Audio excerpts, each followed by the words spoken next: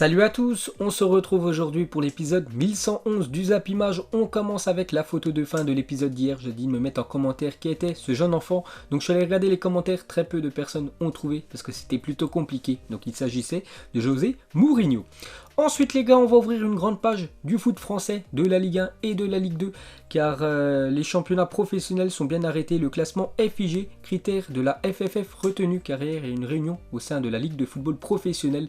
Et maintenant on sait quelle équipe l'année prochaine par exemple jouera en Ligue des Champions, quelle équipe descendra en Ligue 2. Donc on va parler de tout ça. Donc déjà regardez le classement officiel de cette saison 2019-2020. Donc l'équipe championne cette saison, sans surprise, c'est le Paris Saint-Germain avec un ratio points pris par match de 2,52 points. Voilà, par match.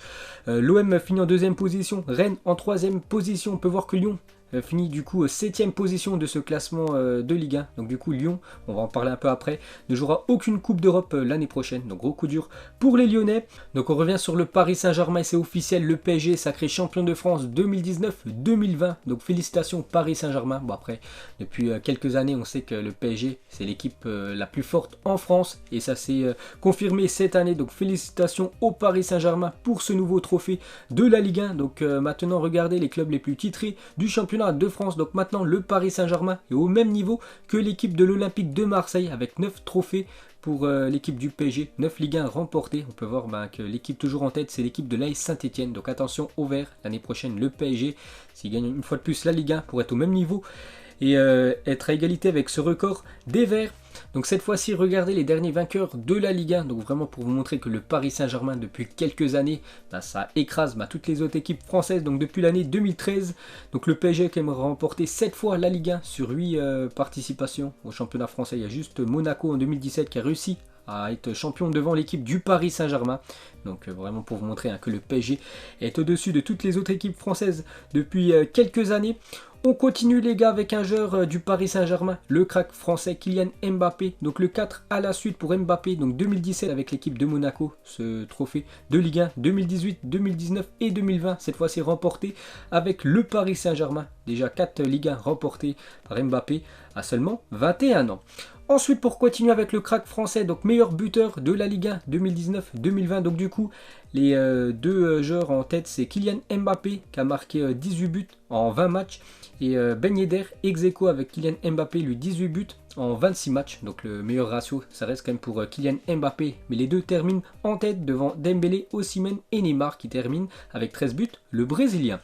Ensuite, cette fois-ci, un autre joueur du Paris Saint-Germain en tête, cette fois-ci du classement des meilleurs passeurs du championnat français, et sans surprise c'est Angel Di Maria, qui était surtout très fort en début de saison, termine meilleur passeur de la Ligue 1 avec 14 passes D, et regardez le nombre de passes D qu'il a d'avance par rapport au deuxième qui est l'Algérien Slimani. Ensuite on va parler du dauphin du Paris Saint-Germain, c'est l'équipe de l'Olympique de Marseille qui retrouve du coup la Ligue des Champions 7 ans après avoir disputé son dernier match en Ligue des Champions. Donc félicitations à l'OM. Donc l'Olympique de Marseille est de retour en Ligue des Champions après 7 ans d'absence, mais l'OM devra mettre fin à 9 défaites consécutives en Ligue des Champions. C'est vrai qu'il y a 7 ans, ils avaient fait quand même 0 points pris sur 6 matchs. Bon après ils avaient quand même Naples, Dortmund et l'équipe de Arsenal dans le groupe. Et voilà, ils avaient perdu tous les matchs. Et avant c'était contre le Bayern, c'était un quart de finale de Ligue des Champions. Et avant un 8ème de finale, ça fait quand même 9 défaites d'affilée pour l'équipe de l'Olympique de Marseille, les 9 derniers matchs en Ligue des Champions, en espérant qu'ils ont un groupe un peu plus abordable la saison prochaine. Ensuite, on va parler de la troisième équipe française qualifiée normalement pour la future LDC et c'est Rennes. Donc officiel, le Stade Rennais qualifié pour les barrages de la Ligue des Champions. Donc c'est des barrages, ils ne sont pas qualifiés directement. Il y a juste le premier et le deuxième qui est qualifié directement pour la LDC en France. Donc pour qu'ils soient qualifiés directement, il faudrait que le vainqueur cette année de l'Europa League, donc bien sûr si la Coupe d'Europe reprend, donc il faudrait que ça soit déjà une équipe qui soit déjà qualifiée en Ligue des Champions, comme l'année dernière. Lyon a été qualifié directement en LDC, pourtant ils avaient terminé 3ème, ils n'avaient pas joué des matchs de barrage parce que Chelsea avait gagné l'Europa League et Chelsea avait terminé dans les 4 premières positions de Première Ligue. Et pour finir avec le Stade Rennais, vraiment pour vous dire que depuis quelques temps, ça va très bien pour Rennes. Donc la progression du Stade Rennais en 2 ans, donc 2018-2019, premier 8ème de finale d'Europa League de l'histoire du club. Donc après, il s'était fait éliminer contre l'équipe de Arsenal, mais aussi vainqueur quand même de la Coupe de France l'année dernière, Rennes. Et cette année, normalement, première qualification en Ligue des Champions de l'histoire du club. Donc tout va bien pour le Stade Rennais.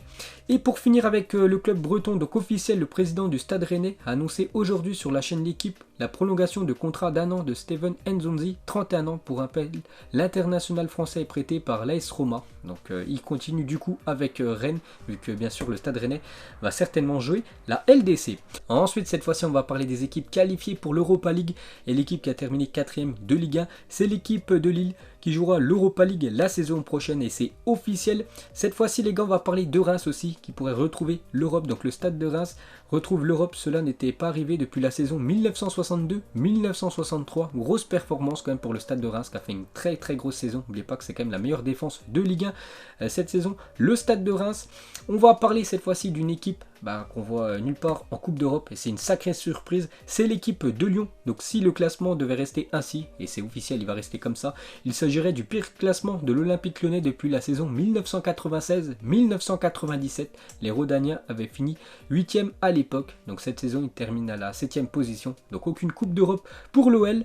Donc ça faisait quand même plus de 24 ans que Lyon était toujours qualifié en Coupe d'Europe, que ça soit Ligue des Champions ou soit Europa League. Donc 24 ans pour une série de 24 participations d'affilée, toutes coupes d'Europe confondues, donc de la saison 1996 à la saison 2019-2020. Donc dans tout ça, il y a eu 18 participations en Ligue des Champions et un porte-drapeau français exemplaire au classement UEFA. C'est vrai que Lyon, souvent en Coupe d'Europe, les gars, ça déçoit très rarement l'équipe de Lyon. Regardez cette année, mais ils sont encore en 8ème de finale. Ils ont gagné leur match aller contre l'équipe de la Juventus. Et c'est vrai que Lyon souvent sort du groupe de Ligue des Champions. Ils ont rapporté beaucoup de points à l'indice UEFA français. Donc cette année, normalement, aucune Coupe d'Europe pour l'OL. Ensuite, on va parler de l'entraîneur lyonnais. Regardez la une journal L'Équipe. Bon, il y a quelques temps quand même.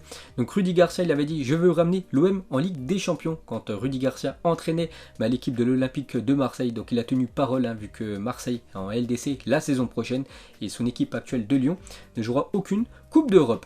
Ensuite, pour continuer avec l'Olympique Lyonnais, donc ils annoncent dans un communiqué une action en justice. Donc c'est marqué, l'OL se réserve la possibilité d'intenter un recours contre cette décision et réclamer des dommages et intérêts car le préjudice pour le club s'élève à plusieurs dizaines de millions d'euros. Parce que vous savez qu'une équipe qualifiée en Coupe d'Europe, surtout en Ligue des Champions, c'est le jackpot pour le club. C'est, je crois, rien qu'une qualification, c'est aux alentours des 40 millions d'euros de gains pour un club. Donc vu que Lyon la saison prochaine va jouer aucune Coupe d'Europe, donc c'est un gros manque à gagner pour l'OL. Et pour finir avec Lyon, il y a encore deux possibilités pour que Lyon puisse jouer la future Coupe d'Europe.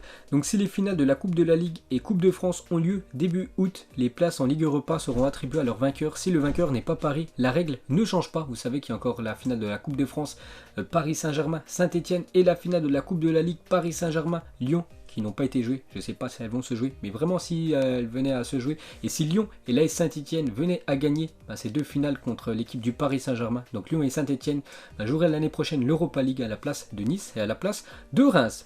Et pour finir avec l'OL, la deuxième possibilité pour que Lyon puisse jouer la future Coupe d'Europe, donc Lyon peut encore se qualifier en Champions League la saison prochaine. Bien évidemment, il faut que Lyon remporte la LDC cette saison. Ensuite, cette fois-ci, on va parler de Amiens et Toulouse, du coup, sont rétrogradés en Ligue 2. Le TFC fait partie de l'élite depuis la saison 2003-2004, mais cette année, c'était une saison très compliquée pour Toulouse. Vraiment, ils ont perdu énormément de matchs, donc c'est plutôt logique quand même qu'ils descendent en Ligue 2.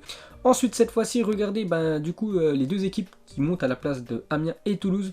Donc c'est Lorient et l'équipe de Lens. Donc la même chose, les classements ont été définis par rapport au nombre de points pris par match. Le ratio, donc Lorient 1,92 points pris par match, donc monte en Ligue 1. Et Lens, deuxième, monte aussi en Ligue 1. Donc du coup, Lorient est sacré champion de Ligue 2 et est promu en Ligue 1, donc félicitations au Merlu. Et une info qui fait plaisir, donc 5 ans après sa descente en Ligue 2, Lens retrouve la Ligue 1 la saison prochaine. Donc l'année dernière, ils ont failli monter, donc dommage pour eux. Ils se sont fait battre en barrage contre l'équipe de Dijon. Donc moi, vous savez que je suis supporter dijonnais, donc j'étais content. Mais voilà, j'étais un peu déçu pour Lens, parce que normalement c'est une équipe qui doit jouer en Ligue 1. Et enfin cette année, ils retrouvent la Ligue 1. Donc 26 609 spectateurs, l'affluence moyenne du RC Lens en Ligue 2 cette saison, la 5e la plus importante de France. Vivement le retour du football et des stades pleins. Et de revoir cette équipe de Lens en Ligue 1, c'est plutôt pas mal. Et pour finir avec la Ligue 1, Canal+ a envoyé un courrier à la LFP pour résilier résilier son contrat et mettre fin au versement pour la saison. beIN Sport devrait faire de même. Au total, c'est 243 millions d'euros que n'encaissera pas la LFP. Donc d'après l'équipe, donc gros coup dur pour la Ligue de football professionnel, plus de 240 millions d'euros perdus. Ensuite, on va parler du reste des infos. Donc Setien recrute Dembélé en une de Mundo Deportivo aujourd'hui. Donc il a une confiance totale envers le Français qui n'entre dans aucun plan de transfert. Donc pour l'entraîneur espagnol Quique Setien, donc il compte vraiment beaucoup sur Ousmane Dembélé pour la prochaine saison. On peut voir aussi un petit article en bas, c'est marqué 15 ans que Messi a marqué son premier but avec le FC Barcelone. Donc il y a 15 ans, jour pour jour, Léo Messi marquait le premier but de sa carrière face à Albacete. Cette photo reste légendaire. Donc il avait célébré ce but sur le dos de Ronaldinho. Ensuite, les gars, une déclaration de David Silva lors d'un live Instagram. Il a dit: le meilleur dans le monde entier, aucun suspense pour moi, c'est Léo Messi en Angleterre. Je pense que ce serait Sadio Mané à Liverpool en ce moment. Donc déjà il y a quelques jours, c'est Kevin De Bruyne, un autre joueur de Manchester City, a dit que actuellement le meilleur joueur en Angleterre c'est Sadio Mané, et cette fois-ci un autre grand joueur, David Silva, confirme que le Sénégalais est au top de sa forme. Ensuite, le Bayern Munich annonce qu'il remboursera tous les tickets qui ont été vendus pour les matchs qui n'ont pas pu être joués à cause de la crise sanitaire. Peu d'autres clubs ont fait des annonces de ce type pour le moment. Donc le Bayern Munich, c'est quand même une équipe qui gère très bien son argent, une équipe qui gagne beaucoup d'argent. Donc toutes les personnes qui ont déjà réservé des tickets pour les derniers matchs du championnat allemand vont être remboursés. Ensuite, regardez la magnifique année 1998 pour Zinedine Zidane. Donc déjà, le Ballon d'Or remporté, dernier Français à avoir remporté ce Ballon d'Or. La Coupe du Monde 1998 remporté, finale de la Coupe du Monde, homme du match, Zizou. Footballeur de l'année, le meilleur joueur de la FIFA. Il avait gagné aussi la Serie A avec l'équipe de la Juventus. Donc une très belle année pour Zinedine Zidane cette année 98. Ensuite, pour continuer avec lui, on va plus parler de son parcours d'entraîneur. On peut voir que Zidane peut former quand même 3 équipes avec son effectif actuel et les joueurs prêtés. Donc incroyable. Regardez les 3 équipes que peut composer Zinedine Zidane au Real Madrid. Donc l'équipe A, l'équipe type avec tous les joueurs cadres.